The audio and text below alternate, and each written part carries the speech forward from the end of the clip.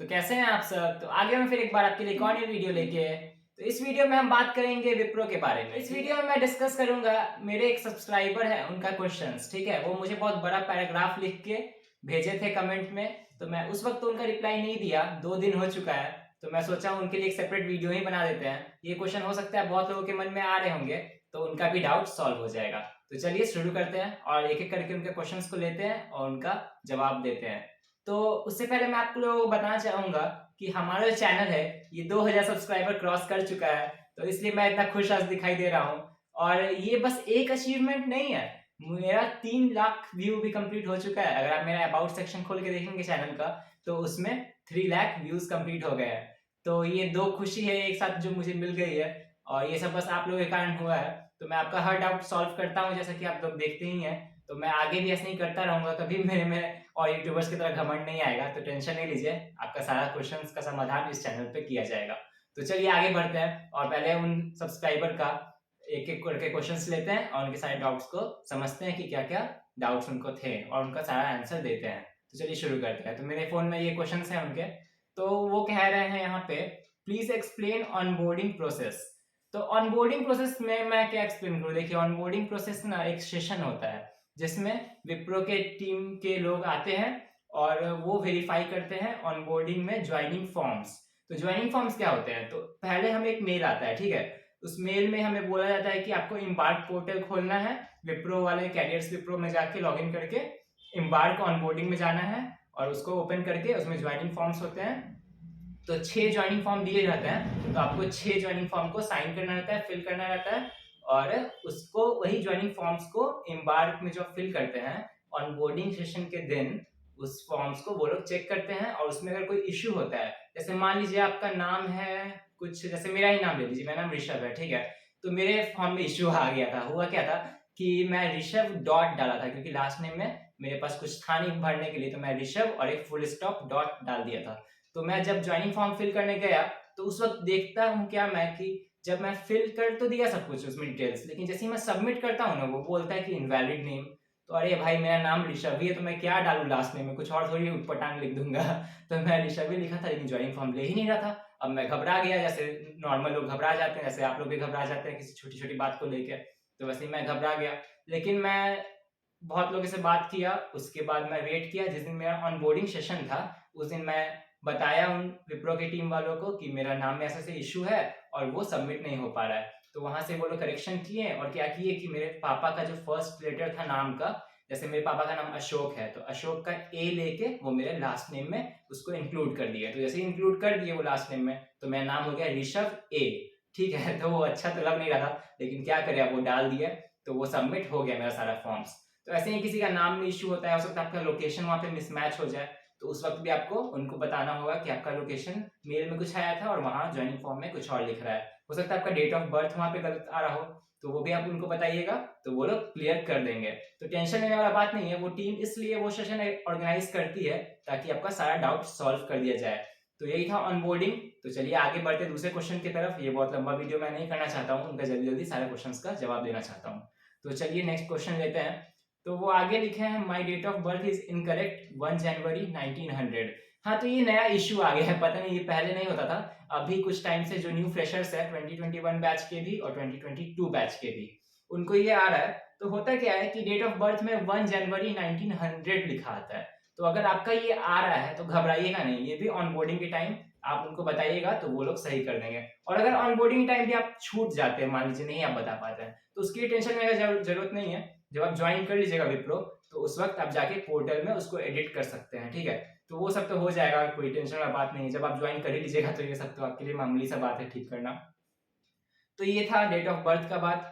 अब आगे है कि वो पूछे, and please tell us about the joining location and training location for freshers.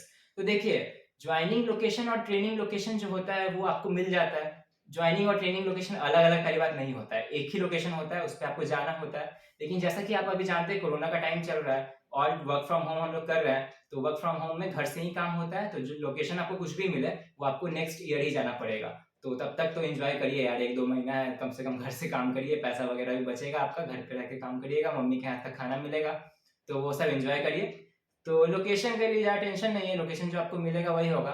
और लोकेशन अगर बहुत लोग पूछते हैं कि क्या लोकेशन हम चेंज कर सकते हैं, तो लोकेशन आप चेंज कर सकते हैं, लेकिन जब आपका प्रोजेक्ट एलोकेट होगा, मान लीजिए आपको लोकेशन मिला बैंगलोर, ठीक है, और प्रोजेक्ट में आ गया हैदराबाद, तो अगर हैदराबाद प्रोजेक्ट में है और इधर बैंगलोर है, तो आप बैंगलोर और हैदराबाद दोनों में स्विच कर सकते हैं। तो यही दो ऑप्शन आपको मिल जाता है, लेकिन ये जनरली सबके साथ नहीं होता है, सबको एक ही जिसमें लोकेशन मिलता है वही प्रोजेक्ट भी मिल जाता है। तो वो हो गया। उसके बाद ये बोले हैं कि after this procedure tell when do we get joining और ऑफर लेटर। तो देखो भाई, तुम्हारा नाम क्या है? तुम्हारा नाम है बबलू, कुछ अजीब सा नाम है बैकेट, बबलू बकेट, जो भी नाम है, सॉरी बुरा मत मानना, बबलू। तो देखो बबलू भाई, होता क्या है कि इस प्रोसीजर जो तुम कमेंट किए हो वो मेरे बीजीवी वाले वीडियो पे किए हो, बैकग्राउंड वेरिफिकेशन वाले वीडियो पे। तो बैकग्राउंड वेरिफिकेशन के बाद जाहिर सी बात है पीजेपी होगा, प्री ज्वाइनिंग प्रोग्राम। तो प्री ज्वाइनिंग प्रोग्राम में तुमको असाइनमेंट्स कंप्लीट करना है, सारा असाइनमेंट कंप्लीट वगैरह करोगे तो वो जरूरी नहीं होता, जैसे कि मैं पहले वीडियो में बता चुका हूँ। और उसके बाद तुमको ऑफर लेटर मिल जाएगा, ठीक है। तो ऑफर लेटर मिल जाता है उसके बाद। और फिर तुम आगे पूछे हो कि do they let us join before we complete graduation और only after we have done it. तो देखो, ग्रेजुएशन का अगर तुम बीटेक में हो तो तुम्हारा 7th सेमेस्टर चल रहा होगा, तो जब तुम 8th सेमेस्टर में जाने वाले होगे तब तुम्हारा ज्वाइनिंग हो जाएगा लगभग लगभग, ठीक है। और जो एग्जाम वगैरह होता है कॉलेज में, उसके लिए विप्रो वाले छुट्टी देते हैं, तो तुम छुट्टी लेके और कॉलेज में जा सकते हो एग्जाम देने के लिए, तो उसके लिए टेंशन वाला बात नहीं है। और उसके बाद है कि तुम्हारा जब ग्रेजुएशन कंप्लीट होने ही वाला होगा तब तुमको ऑफर लेटर वगैरह मिल जाएगा। उसके बाद बबलू भाई पूछ रहे हैं how is the atmosphere at Wipro like if you want to study along with job. तो अगर तुम बीसीए वगैरह से हो या बीएससी से हो तो विप्रो का तो ये है ही एमटेक प्रोग्राम विल्प। तो एमटेक तुमको वो कराएंगे, तो उसका डेज वगैरह डिवाइड होता है कि किस दिन पढ़ना है और किस दिन काम करना है, तो वो तो मैनेज कर लोगे इजीली, कोई टेंशन वाला बात नहीं है। और अगर तुम चाहते हो एमसीए वगैरह करना दूसरे कॉलेज से, तो वो तुम पॉसिबल नहीं होगा तुमको करना, क्योंकि 8 या 9 घंटा तो तुमको वर्क ही करना पड़ेगा और उस बीच में तुम कॉलेज कब जाओगे, और नॉन अटेंडिंग करना कोई अच्छा नहीं होता है, तो वो सब मत करना।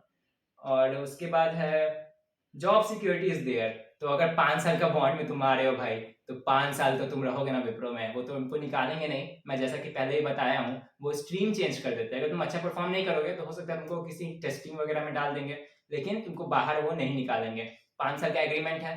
अगर तुम छोड़ना चाहोगे तो तुमको पे करना पड़ेगा 75,000 या जो भी उसका अमाउंट, कम भी होते जाता है level by level, year by year मतलब। तो तुम पे करके क्यों जाओगे यार, इतना मेहनत से आए हो, आप पे करके छोड़ोगे क्या? तो सिक्योरिटी बहुत है, सिक्योरिटी सब लोग कहते हैं टीसीएस में ज़्यादा अच्छा है। हाँ, लेकिन तुम विप्रो कंप्लीट करने के बाद टीसीएस ज्वाइन करो, वो तुम्हारे लिए ज़्यादा अच्छा रहेगा, ठीक है। तो बहुत अच्छा है विप्रो, आराम से ज्वाइन करो, टेंशन नहीं लो। और ये बोल रहे हैं कि कॉलेज वाले कुछ गाइडेंस प्रोवाइड नहीं कर रहे हैं, तो टेंशन नहीं लो, तुम्हारे सारे डाउट्स का सॉल्यूशन ऋषभ हैक्स के पास है, मतलब इस चैनल पे है। मैं तो ऋषभ हूँ ना, ऋषभ हैक्स चैनल का नाम है। तो इस चैनल पे तुम कुछ भी कमेंट करोगे अपना डाउट, बबलू भाई या कोई भी मेरे सब्सक्राइबर, मेरे सब सब्सक्राइबर मेरे दोस्त जैसे हैं, और मैं ये चैनल शुरू किया था अपने फ्रेंड्स का हेल्प करने के लिए। और जैसा कि आप देख ही सकते हैं मैं सबका कितने लोगों का हेल्प कर रहा हूँ, तो मुझे बहुत खुशी होती है जब मेरे कारण किसी का प्रॉब्लम सॉल्व होता है और वो थोड़ा टेंशन फ्री हो जाता है। तो मैं ऐसे ही हेल्प करता रहूँगा आपका। होप आप विप्रो में अगर ज्वाइन करने वाले हैं या प्रोसेस में हैं तो आपका ज्वाइनिंग जल्दी से हो, आपको जल्दी से ऑफर लेटर मिले, मैं इसके लिए प्रे करूँगा। और अगर आपको ये वीडियो अच्छा लगा तो इस वीडियो को एक लाइक करें। अगर चैनल पे नए हैं और ये वीडियो पहली बार आप देख रहे हैं, मतलब मेरा वीडियो पहली बार देख रहे हैं, तो चैनल को सब्सक्राइब करें, नीचे रेड कलर का बटन होगा उसको दबा दें। मैं फालतू बकवास नहीं करूँगा और यूट्यूबर्स की तरह। आपको अगर वीडियो अच्छा लगता है तो सब्सक्राइब करें और इस चैनल को और ग्रो होने में मदद करें। आप ही देख ही सकते हैं ये चैनल कितना अच्छा चल रहा है। होप आगे भी ऐसा चलते रहे। तो थैंक यू, मिलते हैं नेक्स्ट वीडियो में। Bye bye, take care. Dab मारने आता नहीं है मुझे, बाय।